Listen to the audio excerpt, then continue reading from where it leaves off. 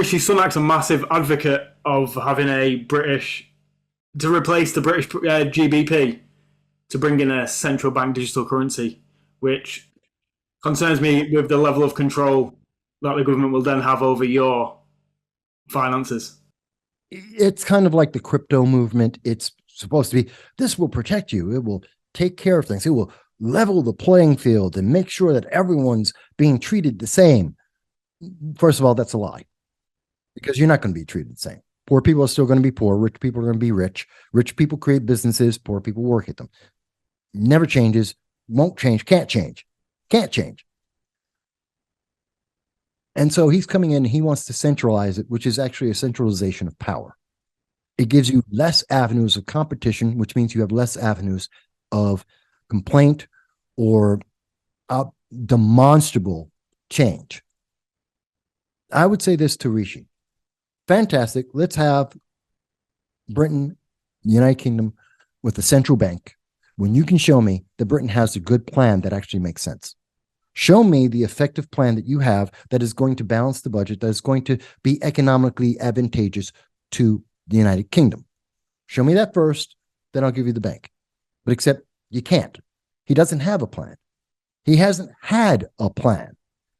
He has a bunch of good feelings. He wants more power. He wants more power for his party and himself. They want to control the future. Fantastic. I understand that. I would even give you that. What's the benefit? What is the net outcome at the end of the day that's going to be so overwhelmingly positive that everyone else is going to be better off? Are there still going to be poor people? Yes. Is the percentage of poor people going to change? No. The number of business owners is going to change? No. The amount of inflation going to change? No. Okay, then where's the benefit? Why are we doing this? Because it's more power for you, so that if anyone dissents, you can punish them more easily. Kind of like Canada when they had their truckers. Take away their money, kill their bank accounts, and say, don't you dare speak. Well, that would be more empowering for the government in the UK, but how is it empowering for anyone else? If he can answer that question for me, then I'll be more happy to cheerlead him from the United States and anywhere else in the world. But I don't think he has an answer for that. And as far as I can tell, no one's challenging him on that. Not even the Tories, not even the Liberals, because they can see a way to make that work for them too. Yeah. That's the scary thing about it. So no one's challenging, but they should. So that's what I would say to Rishi Sunak. But he's a little bit ivory tower for me. He's not going to hear what I have to say because he doesn't care. Not that he's an evil person. It's just he's not a common man. He has no common man concerns, nor has he ever had them. What are your thoughts around the World Economic Forum, obviously, and their but more specifically, just because we're coming off communism, what's your thoughts around the World Economic Forum being successful in implementing communism across the Western world? The WEC, they're actually not looking for communism. I think that's a misunderstanding a lot of people have. They're looking for power. They're looking for an oligarchy, which is often confused with socialism, and socialism is an intermediate form of communism. You have to have socialism first to get to communism, because communism only exists when it's global, when it's worldwide, according to Marx. But socialism is his intermediary step, where nation after nation becomes more and more socialist, and then it envelops the world. And in those socialist nations, they are controlled by a small group, whether it's a Politburo or whatever name they would like. It is a small oligarchy of individuals that control the division of all the assets and goods of the state to everyone equally, except some people are more equal than others. Look at the Politburo, look at the life. I've lived it. I understand the difference. Don't believe me? Ask anyone who has escaped from a socialist nation, and they will give you that example. Venezuela, North Korea, China, go down the list. They will all tell you the same thing. It doesn't change. So that means there's at least an element of truth about what I'm saying, since everyone you can ask about this will tell you the same thing.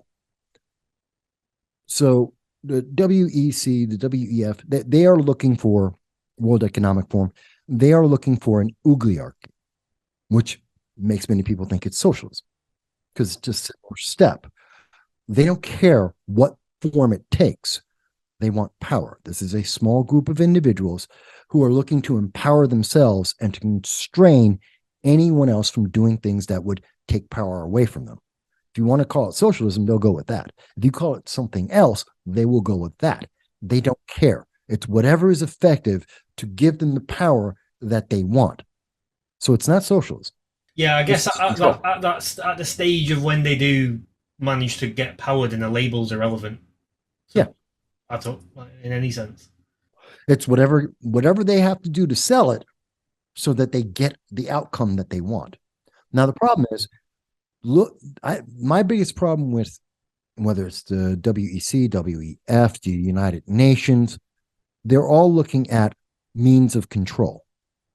They're trying to institute a system of control that is controlled by a very, very small, minuscule group of individuals with massively wide-ranging ideas that do not work.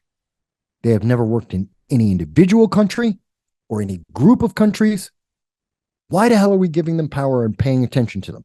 Nothing they have offered works, and when we look at the analysis, there is no projection that is more beneficial to do what they're doing than doing whatever we're doing now.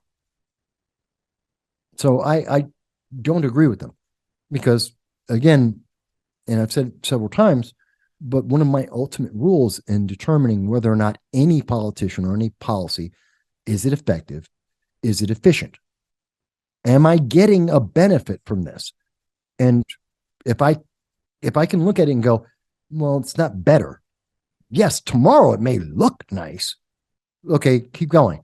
In 3 years, 5 years, 10 years, does it still work? No. Okay, then why am I bothering with this? Because I'm not going to, my lifespan isn't a year. I still got a couple more decades, maybe. Then I don't care if you tell me, well, next week you'll feel good. Screw you. I'm going to be alive in 10 years. What's going to be happening then? Oh, well, it'll be maybe not as great for you then, but you'll be living different. I'm sorry, different doesn't mean good. Again, they play with the words. You'll have a different life. You'll have a different appreciation. That doesn't mean good. That's transforming again without giving me different how. What's different? Is that different better or just different worse? We have to, the income is inequality, which is stupid. Of course, there's income inequality because people are different. Not everyone speaks like I do. Not everyone thinks or looks like you guys do. There's always a disparity. Okay. So the only way to make the income, here's the ultimate thing. Income disparity. How do we resolve that? Easy. We take everything from the United States, everything from the UK, everything from the EU, everything from Canada, and we give it to Africa or South America. Because you're not going to raise Africa up to the quality of life of the UK or Germany or the United States, France, Poland. You're not raising them up to that. It's not realistic. It's never going to happen. So what you can do, though, is lower the standard of life for all of these first world nations and drop them down to second or third world. And yeah, now everyone's equal. So guess what? Equality means poverty. Equality means loss of rights and freedom. Equality under the system that they are trying to put forward is slavery. Yay, let's go for that. Now, if they told you that, you'd say, screw off. I'm never going to do this. You guys are out of your damn minds. I'm not giving up my life for that. Instead, they say, well, this is good for you. You'll enjoy it. It's good for the world. And if you don't like it, you're an islamophobe.